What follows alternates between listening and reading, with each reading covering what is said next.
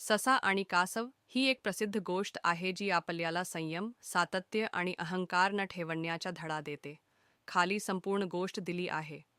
गोष्ट: ससा आणि कासव. एकदा जंगलात ससा आणि कासव यांच्यात भेट झाली. ससा फारच चपल आणि जलद धावणारा होता. त्याला आपल्या वेगाचा फार अभिमान होता. त्याने कासवाला हसून विचारलं, "अरे कासवा, तू इतका संत का चालतोस? तुला चालायला दिवस जातात." कासव शांतपणे म्हणाला, "हो, मी हळूच चालतो, पण सातत्याने चालतो. तू जरा खूपच गर्व करत आहेस." ससाने तिरस्काराने हसत म्हटले, "चल, मग आपण शर्यत करूया. पाहू कोण आधी ध्येयापर्यंत पोहोचतो." कासवाने शांतपणे शर्यतीला होकार दिला. दुसऱ्या दिवशी जंगलातील प्राणी एकत्र जमले. शर्यत सुरू झाली. ससा लगेचच झपाट्याने पुढे गेला आणि काही वेळात ध्येयाजवळ पोहोचायच्या आधी एका झाडाखाली झोपून गेला. त्याला वाटले, कासवाला अजून खूप वेळ लागेल, थोडा वेळ झोप घेऊ. पण कासव थांबला नाही. तो हळूहळू पण सातत्याने चालत राहिला.